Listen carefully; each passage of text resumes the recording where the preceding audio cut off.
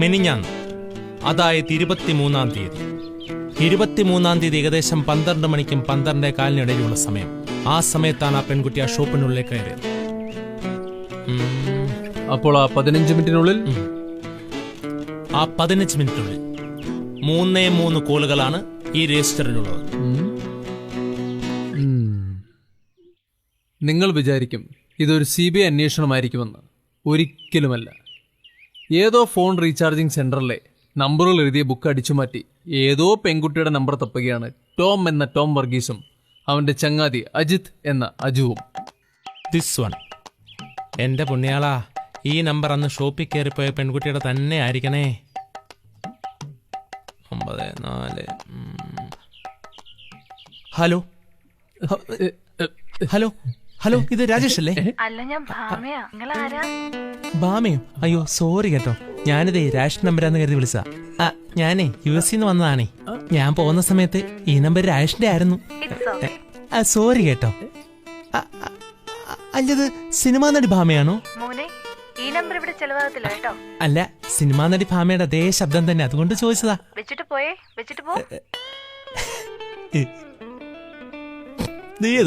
ഇവള് വീടും. നമ്മച്ചാ, എനിക്കിവിടെ നമ്പർ ഒപ്പിച്ചടാ. ഓ ശരി പുണ്യാളാ, ഒരു സുന്ദരി പെണ്ണിന്റെ നമ്പർ കിട്ടണേ. 1 2 3 4 5 6. ഈ നമ്പർ അല്ല മച്ചാ പുണ്യാളാ. 1 2 3 4 5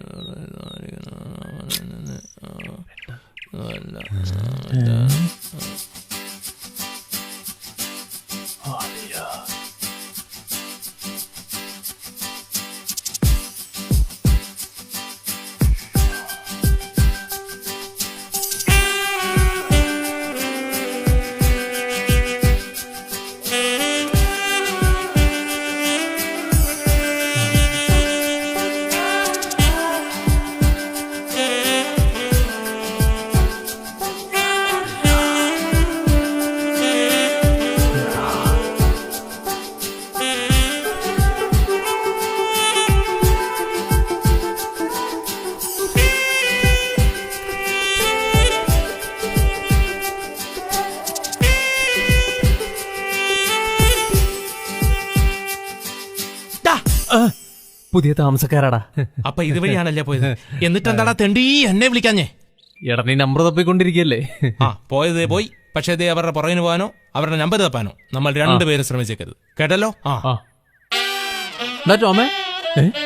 ഇവൻ എനിക്ക് മുഖം തരാത്ത പോയി സുന്ദരിയുടെ കാൽപാദം പതിഞ്ഞ പാലമേ, നിനക്കും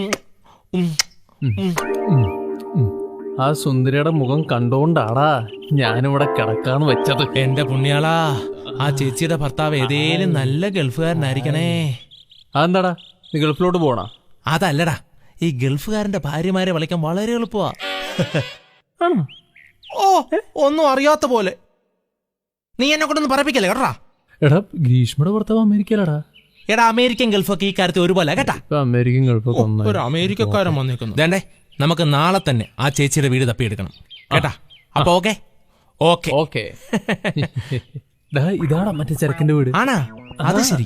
ഹലോ ചേട്ടൻ, നമ്മുടെ ഈ പട്ടാളക്കാരൻ സുധീരന്റെ വീട് എവിടെ? ഓഹോ, ഇന്ന് സൺഡേ ആണല്ലേ? അതെ, ഡ്രൈഡേയാ. ആഹാ, ചേട്ടൻ നേരെ ചെന്ന് കഴിഞ്ഞാലേ യൂറോസിനൊക്കെ വലിയ ഒരു ക്യൂ കാണാം. അവിടെ ചെന്നാ വലിയ മുഴുത്ത ഉപ്പ് കിട്ടും. ചെല്ലി. എന്റെ സുധീര, കുടിയന്മാരുടെ കാര്യം കഷ്ടത്തിലാക്കി. എടാ, ഇത് തന്നെയാണോ വീട്? എടാ, ഞാൻ എന്നിട്ട് ഇതിലൂടെ പാസ് ചെയ്തപ്പോ അവരവിടെ നിന്ന് മുടിച്ചു കൊണ്ട് ഞാൻ എന്നാ ഇന്നും എന്തേലും സീനുണ്ടോ നോക്കാം. ഓ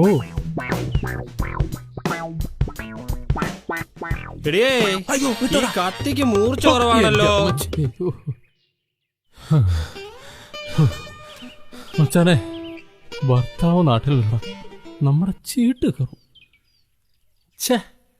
സുന്ദരിയായ സ്ത്രീക്ക് ആ വെട്ടുകത്തിയും പിടിച്ചോണ്ട് കണാപ്പനാണല്ലോ കിട്ടിയത്. മച്ചാനെ, അല്ലേലും ദൈവം എങ്ങനെയാടാ, വാട്സപ്പ് ഉള്ളവൻ ആൻഡ്രോയിഡ് ഫോൺ കൊടുക്കത്തില്ല. മച്ചാനെ, ഇനി ആ വഴിക്കൊന്നും പോയേക്കരുത്. ആ മീശക്കാരൻ നിന്റെ വാട്സപ്പ് ആൻഡ്രോയിഡ് ഒക്കെ തല്ലി പൊട്ടിച്ചോളായി. മച്ചാനെ, ഇനി നമ്മൾ ആ വഴിക്കേ പോകത്തില്ലടാ.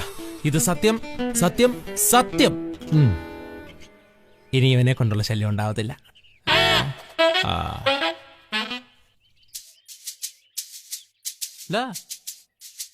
ഇവിടെ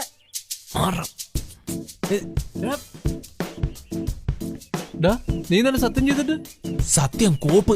ഡേ, അവരെല്ലാം കൂടെ അങ്ങാണ്ട് കെട്ടിപ്പിറക്കി പോവാൻ പോകുന്നടേ.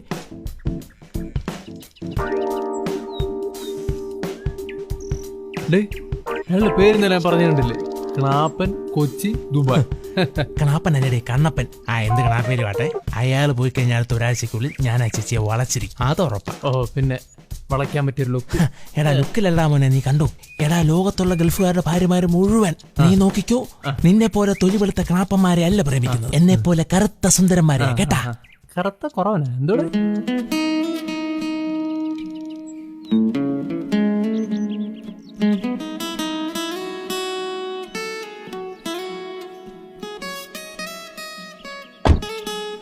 അല്ലയോ ഫ്ലൈറ്റിന് സമയമായി, പെട്ടെന്ന് വണ്ടി കയറി.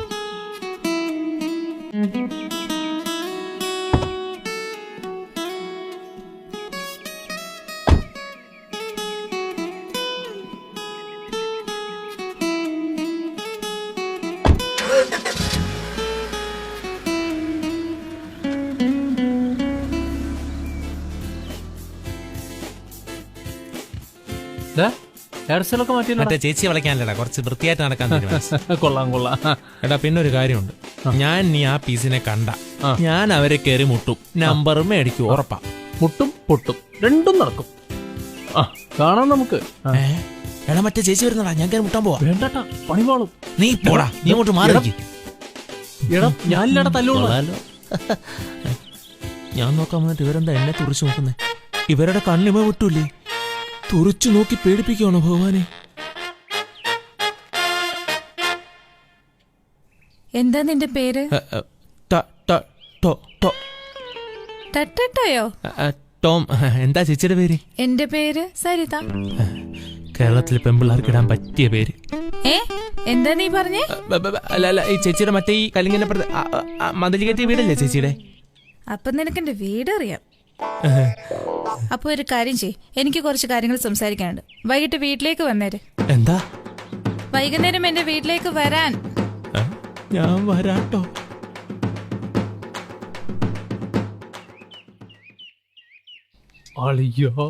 എടാ വളഞ്ഞു മച്ചാനെ, വളഞ്ഞു ഒറ്റത്തേക്കില് വളഞ്ഞടേ, പൊളിക്കും മച്ചാ. സമ്മതിച്ചിരിക്കണ. നീ വാ, ചായം പരിപ്പടിയും കുടിച്ചാൽ എനിക്കൊരു ഐഡിയ വരും.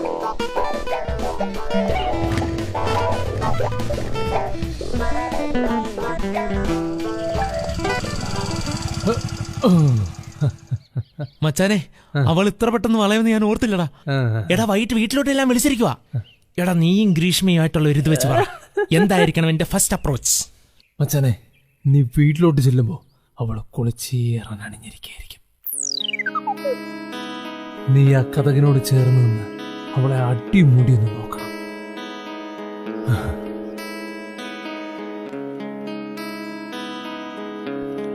നീ അവളുടെ സൗന്ദര്യം ആസ്വദിച്ച് നിൽക്കണം. ഡേ കഥകിന്റെ കുറ്റിയിടാൻ മറക്കരുത് കേട്ടാ. എന്നിട്ട് ഒന്നുകൂടി അവളെ നോക്കി നിന്നിട്ട് അവളുടെ പിന്നിലേക്ക് മെല്ലെ മെല്ലെ ചെല്ലണം. നിനക്ക് പേടിയുണ്ടോ?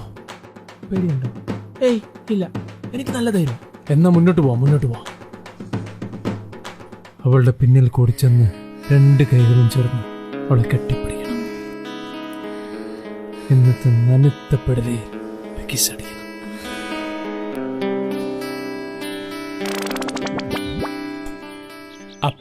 അപ്പോ അല്ല ആട. എടാ പെടലയുടെ പുറകെ കിസ്സടിച്ച ഏത് പെണ്ണും വളയും. ആണാ? ഇതെവിടുന്ന് കിട്ടിയടാ? എടാ വാട്സപ്പിനകത്ത് തുണ്ടതൊക്കെത്തുണ്ടായിരുന്ന. ആണാ? ടയറ് വെടിയാ, പഞ്ചറാകും.